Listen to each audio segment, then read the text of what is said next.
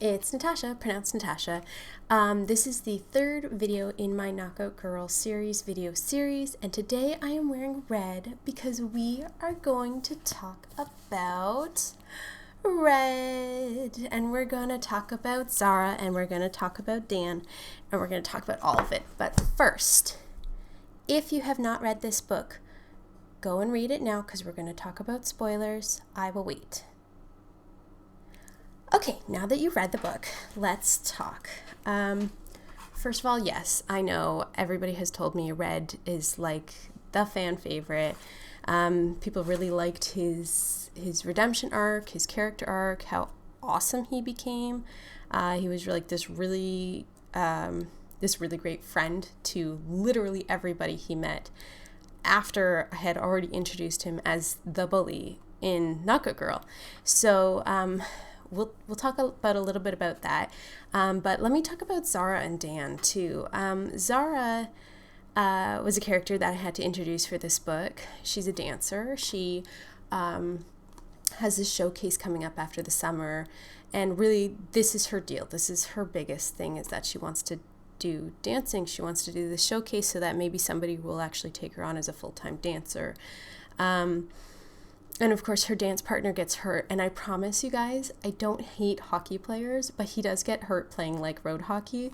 I don't hate hockey players. I really don't. Anyway, he gets hurt and she's desperate. And her cousin says, well, like, you can ask her best friend says, you can ask my cousin. He's done a little dancing. And of course, Red's like, no. But we know that he doesn't say no for very long. So she does end up asking Red, and Red's a little bit resistant. Part of it is that he has a certain view of himself and a certain view that he thinks other people have of him, and he doesn't want people to think of him in a different way. And I think everybody, if they could, would be shouting at him, why wouldn't we want to think of you in that way? So yeah, there's Zara, there's Dan, or Red, there's the setup, and then we have Dan. A lot of people also told me that they really loved Dan. He was a great character. He had this really great arc that was kind of happening in the background, because obviously he wasn't one of the main characters. He's not one of the teenagers in the stories, but just seeing him go from, he was that alcoholic character in Knockout Girl who very reluctantly agreed to teach Julian and Red boxing, and then of course in Standout Guy he took on Red as his boxer because Julian asked him to, not because he really wanted to, I think. But as Julian points out, he does say to him, you'll never find a boxer who loves boxing more than Red does. And I think that's the whole deal with Red, right? Is that boxing is his whole thing. And Dan does recognize that, and he loves that about him. And I think we all love that about him, is that he is a very dedicated athlete. But here's the other thing about Red, and I'm sure you noticed, but I'm going to point it out anyway. Red is a person who will fall or rise to expectations. So, when we first meet him, everybody thinks he's this jerk. He's kind of a mean guy. He's very intimidating. But he's also very good at boxing. Like, he is legitimately a good boxer, and he remains that way throughout the whole series. But that is basically what people expected of him. They didn't expect him to be good at school. They didn't expect him to be a nice person, but they did expect him to be a good boxer. And Red met those expectations. So, in Stand-Up Guy, when Ellie kind of ribs him a little bit and says, like, you better always be a good friend to Julian now that you've decided you guys are friends, he really, he kind of jokes about it, but he also takes it seriously inside, I think.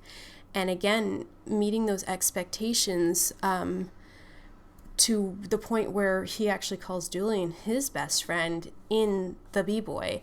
So the thing about that is that Zara takes that even further to another level, because now she's asking him to dance, and she literally, and I think she says it maybe 3 times, I probably overdid it, but she says she just does not have time for complaints. She doesn't have time for him to be indecisive, and she doesn't have time for him to wallow in the fact that he thinks he's not good at dancing. She literally doesn't give him an out or the time for, well, she does give him an out, but when he keeps saying like, yeah, I'll do it, she says, I don't have the time for you to just to do it halfway, right? And again, Red really rises to that challenge. And maybe part of it is Zara's a really great girl. She's pretty. She dances really well. And that maybe helped. But also I think it's just her attitude towards it is, if you're going to say yes, then say yes and be here and do this with me. And of course, we see Red struggle throughout the book over the fact that he doesn't know how to be a boxer and be a dancer. He doesn't know how people will see him. He doesn't, like, that makes him uncomfortable and makes him less confident. And of course, his cousin who owns the boxing gym where they all work out, tells him, like, whatever you do, be confident in it, because you are the most confident person I know. This should be no different. And basically everybody in his life tells him that. So yeah, I love that Zara was the perfect person to take him there and take him out of his comfort zone and force him to actually do that. And then of course we have Dan. Dan is way different than we find out Red's other coach was. And again, Red's other coach forced him to be the best he could be. And part of that was good because Red is a good boxer, but Dan is supportive of Red as a person. So when he says, hey, do you need money? Do you need help? What do you need from me? And Red is just like, you're not supposed to offer me those things. He says, of course I am. I don't have to just do this boxing thing with you. Like, we can be friends too, right? Which I think is a healthier relationship than his former coach, who dropped him simply because he didn't want to be in one tournament. So yeah, Dan was a really awesome character. He was really great with all of the kids throughout the series, with maybe the exception of Adrian, but he never really got to have that interaction with Adrian in a way that he could have been supportive to him. But we'll talk about that later, because if you read further in the series, you know what happens with Adrian. But yeah, he's really supportive of Red, but also that scene where they're trying to figure out where Red went, because Red is upset about something, and Zara comes in to talk to Dan, and he lets her hit the dummy, and then he says like, you know, because that's the only way he knows how to comfort people, is like, do you want to just get it out of your system? Because he doesn't know what else to do for her. And I think it's really sweet, and she's, you know, really grateful that he did that for her. I think that's really cute. So, yeah, I have, and speaking of Dan, I do have a quote that I really love from that scene where Dan, so in the book, what happens is, of course, they're learning how to dance together, and it's really sweet. The whole thing is really sweet. Dan gets Red a match so that Red can make some money. He doesn't tell him what it's for, and of course it's for those beautiful costumes that Zara really wanted. And Red opts to lose the match so he can make more money, so he can get the costumes. And then he finally admits to Dan what's going on, and Dan says, like, you should have just told me so I could have, you know, given you the space and time to focus on that too. And Red's like, you're really not mad that I'm dancing? And he says, no, of course not. So after he knows that they're actually dancing together, and he knows that there's this thing coming up, what happens is the other dance partner, Adam, who got hurt playing hockey, comes back, and he kind of tries to sabotage them. So he tells Red that, like, hey, you're out, I'm in, bye. And Red's really upset about that. And Red obviously is more emotional that he wants to let on. He gets really upset about that. He stops boxing. He stops dancing with Zara for a few days. And finally, Dan goes to find him, and they have this talk. And when he finds him, he sees Red drinking. He's like, first of all, like, you're not doing this. And I think there are a lot of things that Dan would let him do without saying anything, but that's not one of them, because Dan knows what a perilous road he could go down if Red starts drinking away his problems. So he says, you're not doing this. Don't do this. So they have this whole conversation, and then at one point, Dan says to him, you have a really good brain inside your head. Use it. And And Red says, no one ever tells me that I have a good brain. I mean, Julian helped me figure out how to use it, but even he didn't tell me it was good, just that I was using it correctly.